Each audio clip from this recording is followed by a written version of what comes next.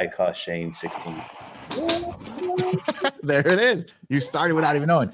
AI cost Shane $16,000. We got to be careful. True story. And you think about that, that's 5% of your job. That's a big number, 5%. Yeah. We know there's it could have been much bigger. Everyone's using AI. Everyone's pushing AI. Use AI. Use AI. Everyone's ads look the same. Everyone's posts look the same. But let's ignore that because AI is here. It's going to be part of society. It's not going anywhere. But it just cost Shane $16,000 on a job. Something he thought he was doing right. He thought he was doing the research. So we're going to get into that in a second. Obviously, this is the Lighting Trade School podcast. You've got me, Captain Matt, up in upstate Albany area of New York. We got Glo Daddy Shane Duffy down in Texas. And we've got the Illuminator Nate Mullen out in California. So all the codes. AKA Nazi Germany. Okay. I hope Governor Newsom hears that. Oh, yeah, that's good for the algorithms. Thanks, Nate. No. That's good for the censorships. It's the first 1 minute of this podcast. Anyway, well, let's get right into it, right? We don't need to do the pleasantries. We all just actually talked on the Illuminati Lounge Club. $47 a month, hour-long call, which today's was like an hour-and-a-half long call. We were talking about, we brought on a Facebook marketing person that went through the grind. We kind of grinded question after question. It's pretty cool. Anyway, Illuminati Lounge, check out lightingtradeschool.com, join the club, become a member of the Illuminati. Shane, AI cost you $16,000. What the fuck? I just heard this mere moments ago. Yes, you haven't even heard this story. No.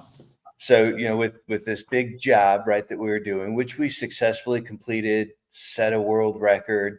We'll have the official stamp, shortly, but super epic job. I don't know if you saw the video, but at the end here, as we're like nearing the end, the last couple of days, the city points out, and this is kind of a hard lesson learned that I hope maybe some listeners will take something, because I learned something big from this. So the city points out there's no base covers on the poles that we put up. And that was intentional. It wasn't even in the quote. As a matter of fact, I verbally told them a couple of times, hey, you guys are probably going to want some base covers. It wasn't in their budget at the time. Part of the proposal wasn't part of the proposal. But the problem is it's a square base plate, 12 by 12 of hard steel, 3/8 thick, and has really sharp corners. And because there's leveling nuts at the bottom, it's elevated an inch or whatever off of the ground. So it becomes technically like a tripping hazard. If you were wearing sandals, or something, you could kind of get your foot stubbed on it. It could even draw blood. I mean, the corners are kind of sharp. Or if you had some really nice shoes, it could just scuff your shoes pretty good. So the city tells me, and this is not the first time they've mentioned it, and I've mentioned to them, hey, this could be dangerous, and it's just aesthetically less pleasing. So at the end, they're saying, we expected you, Shane, to present a design that was safe to the general public, and this is not safe. This is on you. You need base covers. And my response was, well, no, it's not in the text. I didn't mention it. I have told you guys throughout the process, you're going to want some base covers. Problem is, on a big job, sometimes you have several points of contact. And I don't even remember who that conversation was with. But now the city politicians are making this, and this is kind of a big deal. This is at the end of the job. And we, are owed, a very high 6-figure check. So what can we do? We have all the power at this point. So I tell them, no, it's not included. It wasn't in the text. That's not something I can just eat. We'll also add that this took way longer than expected. So we just didn't have the same profit margins that I thought we would start with. The city knows this. I've told them. So, and feel free to stop me and ask any questions here. So we go back and we look at the contract. What's written is what's gold. And in the contract, I clearly specified everything that the pole comes with. The gussets, the anchors, the cap on the top, just kind of everything. And a base plate is not mentioned. However, my mistake is I made an AI generated just image of what the pole with some guide wire cabling at the top is going to look like and how it's going to be mounted in the sidewalk, showing the anchors. And in that image, it had a line that said base cover. Oof. And I mean, even the pole itself was like 15 foot versus like we did 18 feet. The picture was a square pole. We did round poles. Like everything about it's different. I just put it in there for a visual so they could see. And I, in hindsight, right, should have saw that there's a base cover on it and didn't really notice it and just X'd it out or drew over it. I could have done something. So the city comes back after doing research, after I told them it's not included, and they said, hey, there's a picture attached to your proposal that shows this. Now, me, as the city and as the city's lawyer, interpret this as something that is included. It is Wow. my Yeah. job. I mean, his exact words is my job as a city lawyer, city assistant manager, to make sure the city gets a safe product for the citizens and we get everything that's included on the proposal. I was like, well, okay, I get that. I respect that. And he says, it's your job, right, to defend that. So, you know, you send me any documentation you have and give me a response, but we are expecting this to be done. I was like, crap. So I did rush. I called the metal guy. I got a fabricated base made on the fly and went and picked it up, showed it to them. They approved it. It was white. It was ugly. It was raw, but it was quick. And then they approved it. So it is going to cost me $16,000 to get these and then the labor to put them on. So what am I supposed to do here? Right? Like I could fight it. I could pay a lawyer. That's probably going to cost me probably close to 10 grand anyways. And the city, like, I don't want to damage the relationship. Like they've been great to work with. And I want to do multiple cities. So it's kind of like, what am I stuck with? This stupid little AI drawing makes it seem as if it's included or there's at least an argument for it, even though I don't think that's enough. Yeah. Wow. Well, I mean, yeah, I can definitely see both sides, right? I know, like attaching a picture, or like we attach CAD drawings. I could see how flipping through, they didn't read every word, right? But looking at pictures, we all know. I know on all my contracts, I'm like, did you read what it says? I'm like, no, I just saw the pictures. I mean, I think 9 times out of 10, that's what's happening, right? Yeah, looks good. Yep. So yeah, I mean, I guess we'd have to label that just an example, not indicative of real life, all that. But yeah, man, that's tough. So Well, 16 grand in product only for these caps, huh? yeah. So there's another small lesson in there that Nate and I were just talking about as well. So I'm almost like I take this kind of like as an insult because I've mentioned it and I've verbally talked about it, but it's not written. And if it's not written, it didn't happen. And I'm like, hey, I've served you guys. Like I've gone over and beyond. Let's look at this proposal. Like it mentions tree trimming. We are not responsible for trimming trees, yet we've trimmed 20 of your trees. We didn't charge you a dime. It would have slowed us down. We just kept doing it. We had the lift. We were right there anyways. There's like nothing. I said, even here, there's a line item for an electrician. You're probably going to need an electrician for several things. We did all that ourselves, saved you guys money. It says 16-foot poles. We upgraded to 18-foot poles. We didn't charge you guys any money. And while the material was kind of nominal in that extra expense, but getting ladders up that extra 2 feet was a lot. So we had to rent a scissor lift to make it easier so we could move faster. And that was a big expense. Didn't charge you guys. There's this other section right here that's not even on the proposal or mentioned, but we did it. It was an extra 500 feet. That's technically an extra $10,000 of stuff we did because y'all verbally told me I was on the agreement I was going to do this. But if I'm only going off of the contract, it was not on there. And I did it, even though you guys mentioned it kind of after the fact.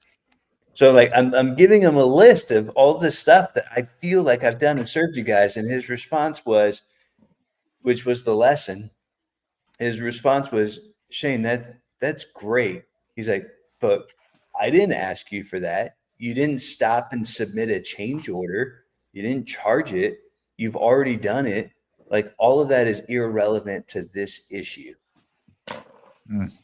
Well, gosh, I mean, that's kind of cold, but I get it. Like, I didn't ask for permission to trim the trees. I didn't stop everything we're doing and say, hey, you guys didn't trim the trees. It's going to be an extra $5,000. I didn't go back and make a change order, and I should have. Even if there was no charge, I should have made it, or something had some kind of documentation to it. So if something like this pops up, well, I at least have some kind of documented evidence that we went over and beyond. Wow.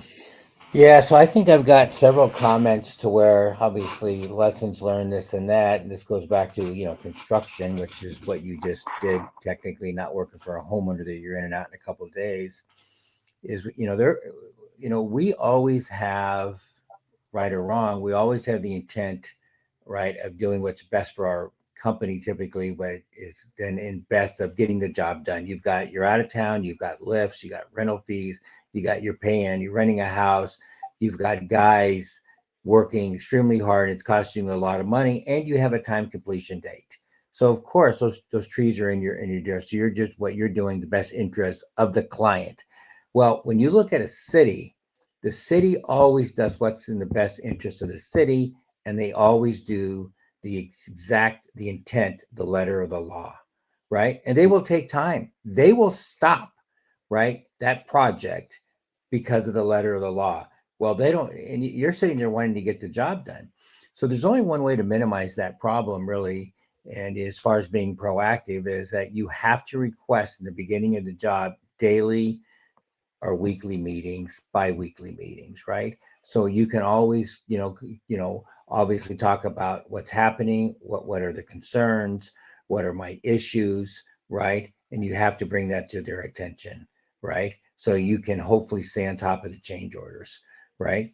Because you're kind of fucked if you do, fucked if you don't. You stop the job. You now just delayed it for the tree trimming, right? And now that takes 3 days, That right? costs Yeah, just doing it. it costs more money than doing it. So that's where the weekly or daily meetings come into the deal, right? So, and when you think about what you said, they owe you money right now. So when you think about, I'm sure on your proposal, you had a draw schedule, and on that draw schedule, it said, hey, I need 50% when the material shows up. Hey, I need whatever when this is done. And then you get to the end of it, you probably didn't have more than 10% owed. So the most they could be into you is 10%. Now they hold all the cards and they're into you for a large sum of money, which I'm going to think is 30 or 40%. Somehow you as an owner allowed that to happen, right? Because that's what we do, right? Where if that draw scheduled, you were going to get 85% when you had 85% of the work done, you would have sent them a telegram, right? Which is, or a text and said, hey, we're pulling off the job tomorrow, right? Because we haven't been paid. Now they don't have the leverage. Because that's the problem, to where what you already said, they're going to owe you, it's going to cost you 20 grand. It's going to cost you 10 grand for attorney. If they only owed you a 5 or 10%, they don't have the leverage anymore. Now it's easy to negotiate it and it'd be simple, right? So I just say it's our own fault a lot of times because we're too nice, right? Because in the back of our mind, we want to get the next job. Well, I learned by getting fucks about $1 million in construction. I don't care about the next job. I care about this job, right? That's my number one thing, right? You're so right. And I'm thinking back, I still, my kickback is like, well, Nate, I couldn't have done that. It was very, very clear from the beginning. We had to finish this job in September. Mm-hmm. Very big rush. Right. Not only did they want it done soon, but we were booked in October and November. There's zero chance we could make it back. It's like we had an internal deadline, on top of their deadline. And if I could not wait 3 days, we were there traveling. It's not like we even boy, do I understand that. So I always want to make the point to where, look at how lucky you are that it only is going to cost you 20 grand. What if you use that photo, which already had 3 issues on it: square, not round, height, your differential, anchor, and the base cover. there could have been an additional thing in there that 20 grand could have gone to 75,000. Now you're in the hole, losing money because of an internal issue that you need to get off that job, right? So you're extremely lucky. So, so to minimize that, which, this is very typical, right? So now maybe in your proposal, you have in your proposal, which I have done a million times, that, based upon, not so much it's the scope of work, but it's part of the standards are telling you, hey, you got to have this job done by an X amount date, because we have a grand opening. I remember doing 5, they went bankrupt a long time ago, but it was called The Good Guys. It was like a national chain of electronic stores, right? Back before Amazon and Best Buy, but it's like a Best Buy. They had a grand opening for 5 stores, and I was doing 4 of them here in Southern California. And we had signed liquidated clauses, liquidated damages if we didn't have the grand opening. Well, my schedule is predicated upon everybody else in front of me. So I can't tell you how many telegrams I sent, how many meetings I had to say, go fuck yourself. I'm not going to be I'm not making it, right? I am not going to be able to work 24 hours a day to get my electrical stuff done, right? Because electricians are the first guys in, last guys out. So I got an extra $150,000 by accelerating my team and working harder. So, but you have to have that in your proposal. If you have a drop dead date, forget that internally, you got to get done for Christmas. But if they have a drop dead date, that's predicated upon a schedule, right? And when you stop that schedule for whatever reason, because there's a change order, you just added 3 days or you're entitled to more money. And those are things that, right, that you have to do proactively, so the unknown doesn't bite you in the ass. I remember having a form called an unfortunate situation form, right? So where there's always an unfortunate situation. Hey, there's an unfortunate situation that these trees are in our way. That's not my fault, right? I didn't bid this. I can't give you this, right? So, because, it's one thing losing 20,000. It's another thing losing a couple 100,000, which obviously it can happen. It's just all relative. So, but I do like that you're sharing some of these issues so we can bring up these massively important things and issues, right? So when we talk about the change orders, let's say Shane's up on a scissor lift, needs to trim a tree. It's not in the contract. Should he trim the tree and then send the city an email that says a $0 invoice, or should he stop work? Well, no, I think Shane said there was 20 trees. So obviously you do that one tree right now, you're down 1 tree. Instantly you get a hold of the city, you text them, they're right there. There's open communication, right? And you deal with it right then and there, right? So someone gets in his vehicle, drives to the city and say, listen, there's 19 more trees to do. It's going to cost $19,000. City's either going to have their maintenance guys go do it today, or you're going to get a $19,000 change order, right? So yeah, you got to be proactive. You're right. You just do, right? So you want to get into it for 1 tree, no big deal, So, because at the end, Shane's probably got $30,000 or $40,000, and he gave them, right? And then ends up costing a lot of money, and we've all been guilty of that, by God. But at the end of these jobs, like I said a minute ago, I didn't care about future work anymore, because I was always the builders. I used to do work for the 23rd biggest builder in the United States. And I'll say it again, the 23rd biggest builder in the United States. So I did work up and down California. Of course, in the very beginning, it was always like, I want the next job. I want the next job. I want the next job. Fuck the next job. I want to make money on this one. But they always held that carrot, right? It was so easy for us to go after that carrot. And at some point, you're like, forget this, right? You guys are unscheduled. All I do is fight fires every day. And then we think about some of these jobs, you just wake up and your day gets predetermined by the phone ringing, or now it's texting, right? Oh, this is happening. Oh, that's happening. This is happening. This is rescheduled. This happened because of rain. That happened because someone didn't pour the concrete. That happened because a sub didn't come in, right? And then that destroys your pre-planned day. So, for us, weekly meetings, daily meetings, critical path schedules, all these things that are determined on the success of me making money and being efficient. So, yeah. Yeah, I think the other thing is that, I'm going to mention right here, to where, you did an okay job, but the city, and this is very typical, the cities a lot of times don't have a well-designed, they haven't hired an electrical engineer or an architect or a lighting designer, they haven't hired anybody, they have zero scope of work. So it's a design build product. And then they fucking put you in a box that says you have a $300,000 budget. Where did they even get that number? Did they just pick it out of the air? That was the last penny that they had, right? And the job should have been 450,000 probably, but now it's 300,000. And you get so psyched up mentally that, oh my God, this job is going to be unbelievable. And you try to make it fit, right? Some of the worst decisions we can do is trying to make it fit. Some of the worst jobs I ever did were having somebody tell me, because I wanted a job and I'm too high, I got to reduce my number. And the more times I looked at that quote, the more times I could take money out of it. And then of course, all you do is lose money, So scope of work, they don't have it, no problem. It's a design build. Here's the scope. It's very simple, right? And those are all with submittals, nothing AI, obviously, right? But submittals, everything is, true. This is a representation. It's not the scale, right? Yes, I showed you a typical pole. Here's the thing. It's in your detailed, which is not hard. The detail shows square. We're going to use round. It shows a base plate. That's an option, right? I mean, and it's not your fault. Cities can always go find the goddamn money, and it's bullshit when they say they don't have the money and not to exceed 300,000. We don't care, right? It's not my fault. We're going to exceed it. It's like when you said earlier about whatever you said at the very beginning, Matt, about homeowner wants this. Well, imagine if you're a painter. I've hired a painter to paint my house. And you're going to paint my house. When I sit there and go, hey, can you paint my 2-car garage? Right? He doesn't throw that in. He doesn't. I don't say, well, I thought you were throwing it in. That is such a lame excuse people try to tell me. Go fuck yourself, right? Of course I have to pay for the 2-car garage. I only asked you to paint the house, right?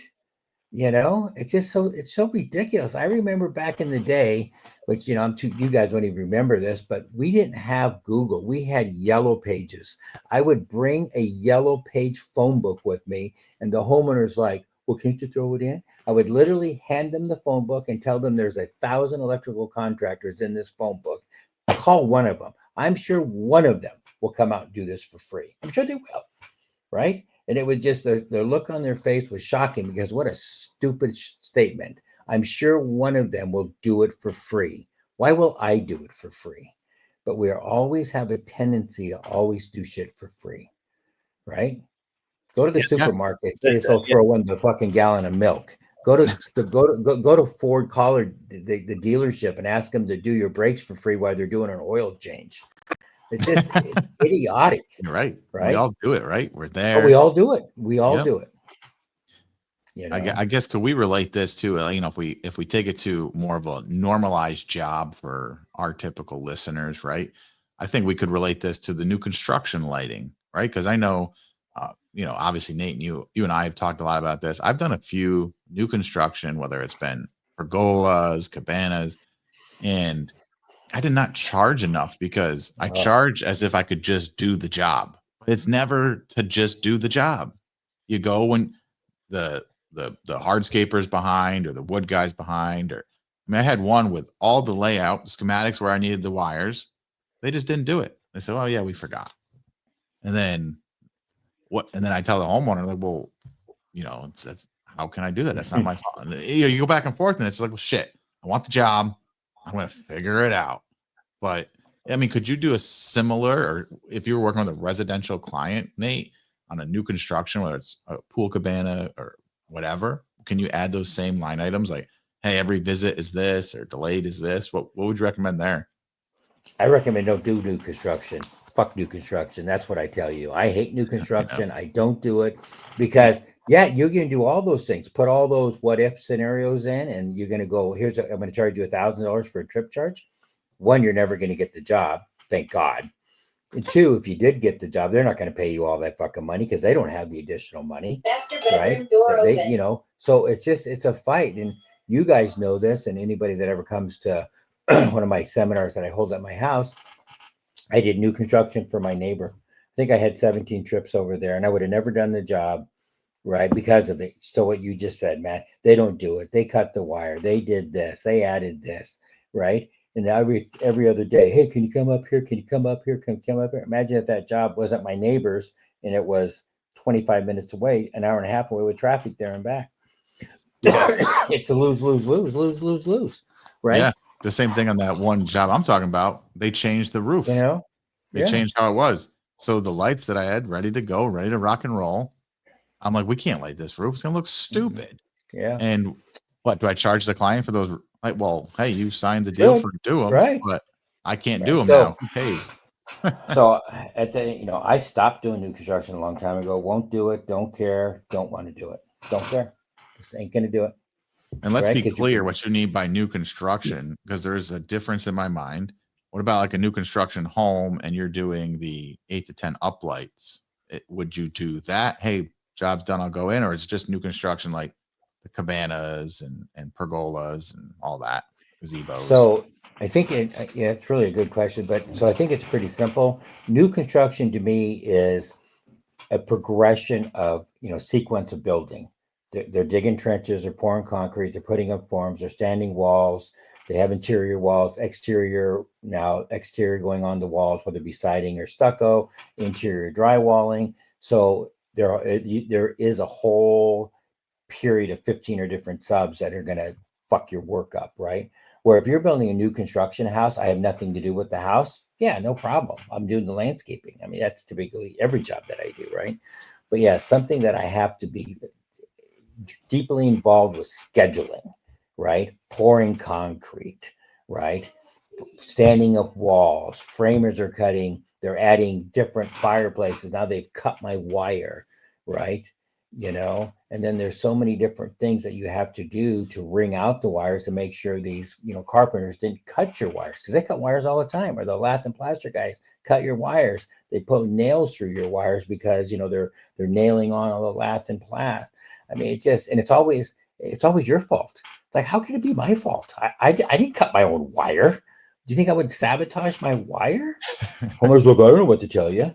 It's like, oh my God, right? Right. Just talk about getting angry.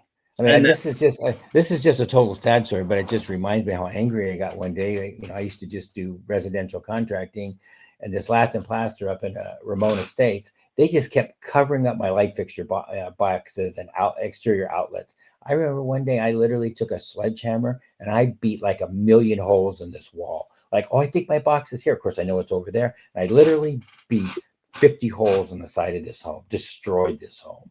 That's how angry I was. And that contractor, when he came up to me, he saw how angry I was. He never said a word to me. Now, later, we had a big meeting and it was a big fight, right?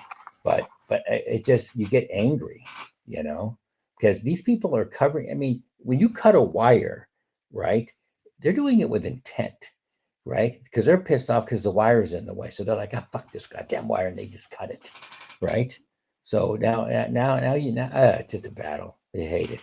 Just glad I don't have to do it anymore. Oh. All right. So long story short, lesson learned, right? Make sure there's exemptions in every proposal. If this happens, then that. If we're gonna trim these 5 trees, the next trees are gonna cost this. If they're not done within 72 hours, we're doing them. If you delay us, more than 24 hours on any given change order or draw check, we will not finish, or we're going to have to work overtime and it's going to cost X. Well, hang on, Shane. I want to make sure you have to state it out. The contract states that we have a completion date of November 1st due to a grand opening, whatever the fuck it is. Based upon this schedule, here's a sequence of events that we need, that's going to occur and need to happen, right? And it's a critical path schedule, right? And it's this, and this, whatever this. We have to do 100 feet a day, which means we have to shut down the street. We have to do 100 feet a day, which means we have to have access to the sidewalk. We have to do 100 feet a day, which means the trees need to be trimmed, right? So based upon this, we're able to meet this date. Anything that prohibits us from meeting this date requires a stoppage. we need a reasonable amount of time, which I'm going to say is 8 hours for you to get back to me. 8 hours. You have to put a number in there, right? Not 24 hours, 8 fucking hours, right? That's how serious this schedule is, right? That gets everybody's attention, and you have meetings. And the city's going to go, how the hell can we get back with you with 8 hours? You're right. We're going to have a daily meeting. We're going to have a meeting Monday, Wednesday, Friday at 9 o'clock, because there's going to be issues that come up that you want this grand opening November 1st. You have to make this commitment to me, right? Else it'll never in a million years happen. So you have to be very clear and articulate in what you're doing, right? Yeah. So Good. I get it.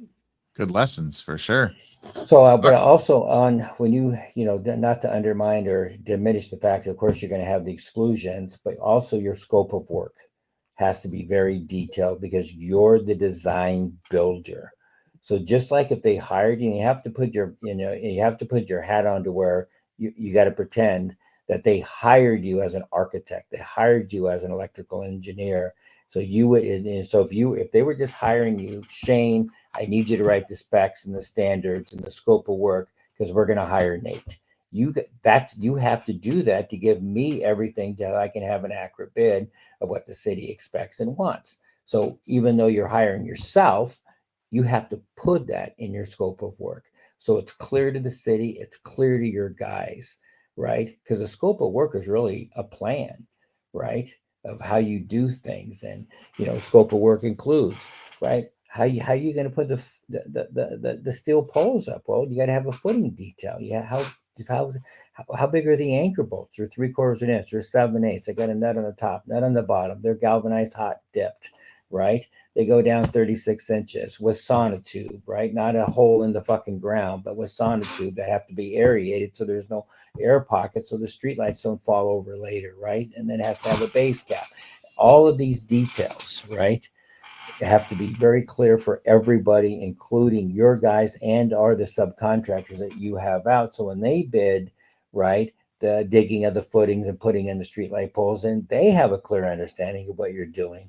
Because I know you have said earlier today and before that the streetlights were all bent due to the subcontractor because they didn't have anything level. Thank God you had anchor bolts or the nuts top and bottom, so they were able to go by and fix it.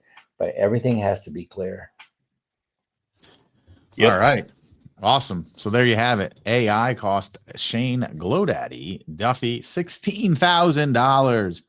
Moral of the story, use AI as a tool, but double check it, especially on any job, right? I like to say to some, clients, I'm going to treat you the same way I treat my highest end client. Because when you treat all your clients as if they are your highest end, it's funny how much more of that higher end you attract. Anyways, with that being said, we are the Lighting Trade School. This is our podcast. Check us out, lightingtradeschool.com. We've got a February training with all three of us in San Diego area, California, late February. Check it out. It's right there on the website. First thing you see. Boys, hope you have a great week. Let's all go make some damn money. Yes, have a great day, though. See ya.